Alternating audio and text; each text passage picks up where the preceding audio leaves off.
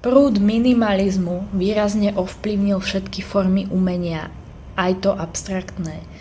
Na prelome 20. a 21. storočia, ako aj v 0. a 10. rokoch 21. storočia, bolo dané hnutie plošne propagované médiami a získalo popularitu a aj v akademickom prostredí. Súčasné minimalistické dielo zvykne byť zvyčajne také symetrické, jednoduché a zámerne pristupuje k čiastočnej alebo úplnej deprivácii zmyslov, napríklad v prítomnosti len jednej či dvoch farieb na celom médiu. Vplyv minimalizmu bol taký silný, že sa stal synonymom súčasnej maľby a symbolom umenia budúcnosti a napredovania. Veľakrát však bolo videné aj kontroverzne. Minimalizmus 21. storočia je problematický v početných ohľadoch. Svojim jednotným, takým repetitívnym postupom, technikou a konečným prevedením vytvára minimalizmus uniformitu a nedostatok diverzity v umení.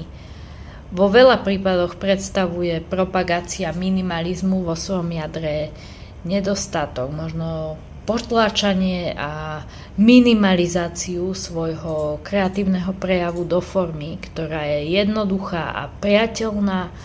Vynárajú sa aj otázky neudržateľnosti. Je tomu tak napríklad pri excesívnom plytvaní farieb či nedostatočnom využití plátna či iného média. Minimalistické umenie nie je náročné na vytvorenie a preto sa veľakrát vyrába masovo, či už jednotlivcom alebo skupinou, vo väčšine prípadov teda za účelom navýšenia zisku.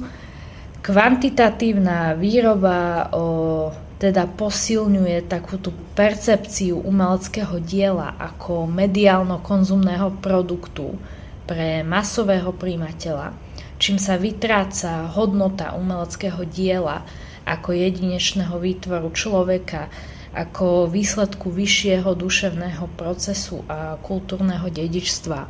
Tak, ja osobne si myslím, že v dnešnej modernej spoločnosti, čo sa týka umenia, je hlavne presadzovaný ten minimalizmus. Môžeme to vidieť teda na obrazoch, kedy častokrát umelci obhajujú jednu bodku na plátne ako umenie. Ja osobne si myslím, že kedysi práve tým, že to bolo skôr tým maximalistickým štýlom, že to bolo oveľa lepšie a oveľa viacej precítené, ale samozrejme si myslím, že to je na každom.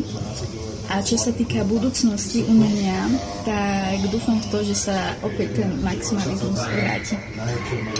V posledných rokoch sme však svedkami narastajúcej popularity maximalizmu a pomalého ústupu minimalistického abstraktného umenia. Ja by som osobne opísala umenie maximalizmu ako hojnosť, nasýtenie. Vyskytujú sa v ňom početné farby, veľakrát sú žiarivé, výrazné.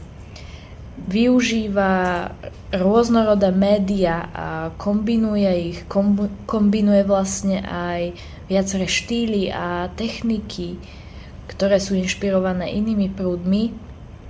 Súčasný maximalizmus nie je jednotný, to si treba uvedomiť, je prejavom individuality, je v ňom asymetrickosť, nekonvenčnosť. Ukazuje nám, že svet a život sú plynúce, neustále sa meniace, chaotické, no za to pestré.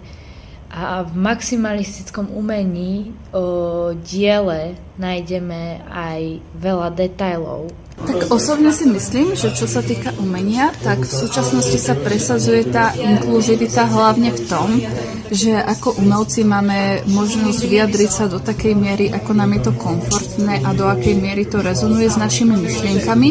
A či už sa to týka minimalizmu alebo maximalizmu, tak to vychádza hlavne z toho, že koľko danou jednou konkrétnou činnosťou alebo daným konkrétnym obrazom chceme vyjadriť, že či už chceme vyjadriť jednu vec, alebo chceme vyjadriť niekoľko vecí naraz, tak hlavne od toho vychádza to, že do akej miery sme s tým komfortní a do akej miery to teda s nami rezonuje ako s jednotlivcami.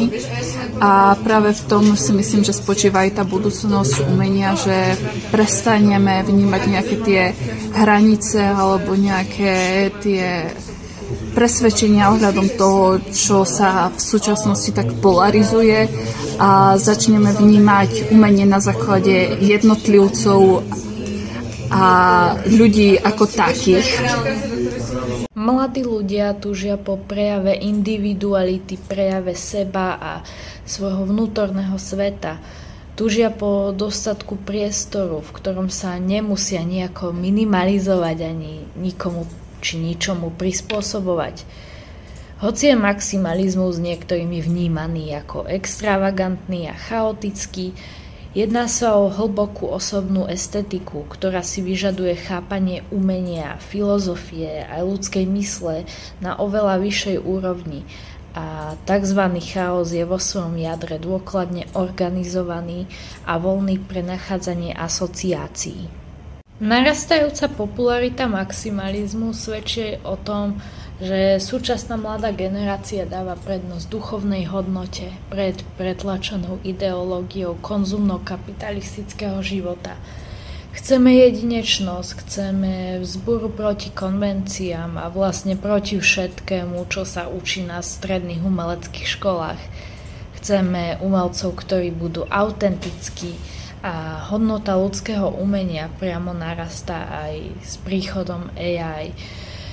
Tvorenie je bohatstvom duše a jej jedinečnosť si len začíname uvedomovať.